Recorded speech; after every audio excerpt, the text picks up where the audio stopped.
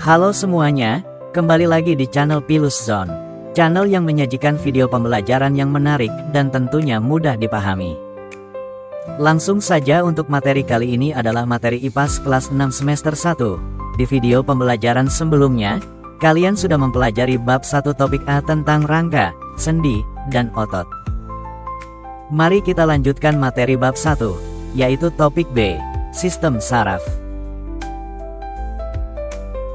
Untuk mengawali perjumpaan kita kali ini, mari kita uji dulu pengetahuan kalian. Apa itu sistem saraf? Bagaimana peran sistem saraf bagi tubuh?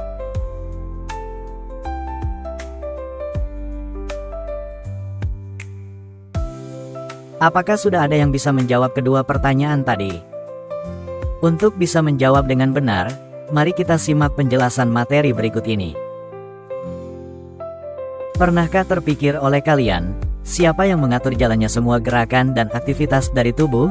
Bagaimana kita bisa berjalan atau berlari, menggenggam atau melempar? Mengapa kita dapat spontan menghindar saat kulit menyentuh benda yang panas? Mengapa kita merasakan sakit jika terjatuh? Jawabnya, karena kita memiliki sistem saraf. Sistem saraf adalah sistem yang mengatur dan mengendalikan semua aktivitas tubuh. Untuk lebih jelasnya berikut adalah gambaran sistem saraf manusia. Coba kalian perhatikan ya.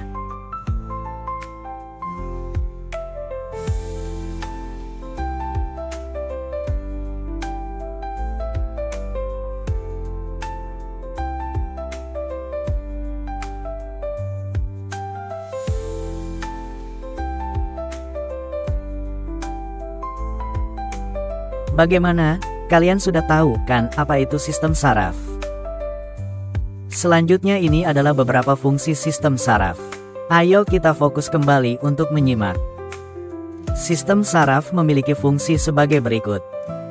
Pertama, sistem saraf memiliki fungsi untuk mengatur organ-organ tubuh, sehingga bekerja dengan selaras.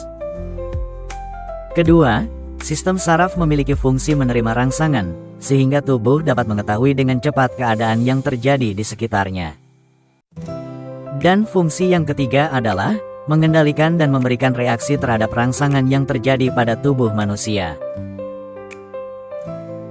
Pada intinya, sistem saraf membuat kita mampu berpikir, bergerak, menjaga keseimbangan, dan menjalankan aktivitas mendasar seperti bernapas, memompa jantung, mengolah makanan, dan lain sebagainya. Nah, itulah tadi fungsi sistem saraf. Selanjutnya perlu kalian ketahui juga bahwa sistem saraf dibagi menjadi dua bagian, yaitu sistem saraf pusat dan sistem saraf tepi. Sistem saraf pusat terdiri dari otak dan sumsum tulang belakang, yang berfungsi sebagai pusat pengolahan informasi dan kontrol utama.